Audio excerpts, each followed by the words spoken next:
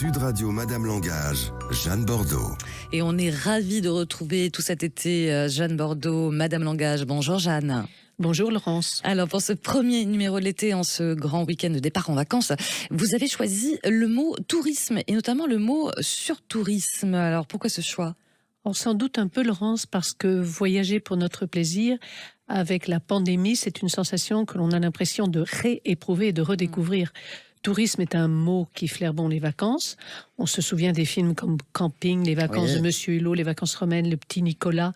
Tout cela sont des films mythiques et le tourisme et les vacances sont des mots cousins qui font plaisir.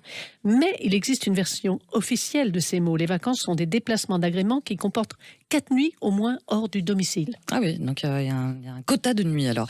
C'est quoi pour vous le tourisme ou les tourismes, Madame Langage ? Alors le tourisme embrasse plus large que les vacances et concerne des activités ou séjours qui ne sont pas dans vos lieux de vie habituels. Un touriste voyage pour se distraire. Voilà, en tant que touriste, vous voulez souvent pouvoir ne pas être juste dans le farniente, le rien faire. Vous voulez vous cultiver, vous enrichir, visiter. Et pour ce faire, planifier.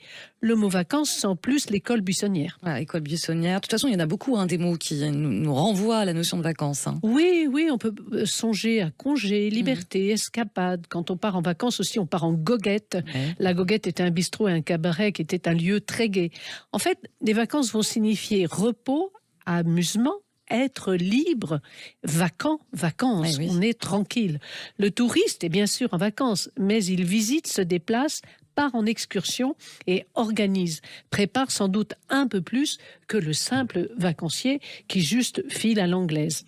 Ainsi, il n'y a pas d'industrie des vacances, Laurence, mais il existe une industrie touristique. C'est Thomas Cook en 1840 qui a commencé à lancer l'idée des voyages organisés.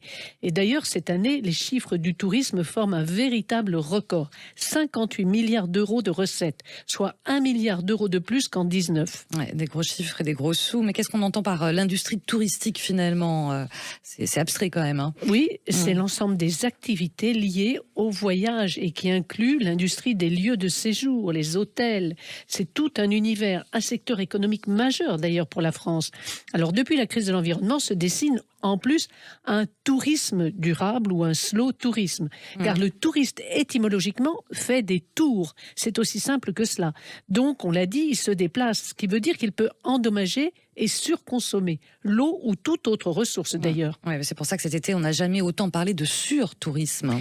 Oui, il y a un excès de tourisme. Et au mois de juin, le gouvernement français a présenté des mesures pour réguler le tourisme.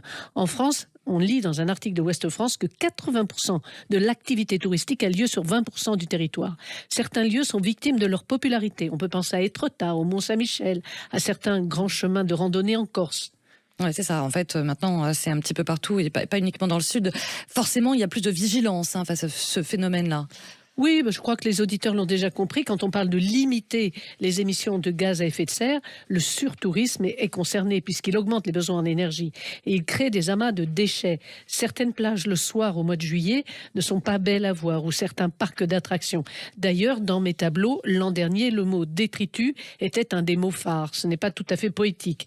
Toute la biodiversité est chahutée. En Islande, le tourisme en 7 ans a été multiplié par 4. Donc on voit bien que certains endroits ont dû être fermés. Cette empreinte carbone dont on nous parle tant, elle est touchée par le tourisme et le comportement des touristes. Alors on a beau installer des écotaxes, bien des associations de défense de l'environnement souhaitent aller plus loin. Et le combat sur le surtourisme a débuté. Nous avons régulé chez nous, nous commençons, mais la Grèce vient également de le faire. Ouais, c'est ça. La Grèce, il y a quand même malgré tout un combat contre le surtourisme et puis des solutions qui commencent à poindre leur bout du nez. Exactement, c'est ça, vous avez raison. C'est-à-dire que c'est pas toujours que régulé. Oui. Il n'y a pas que la loi, il va y avoir des comportements citoyens et civiques, la création d'un observatoire national des sites touristiques, oui, mais des campagnes de communication animées par des influenceurs.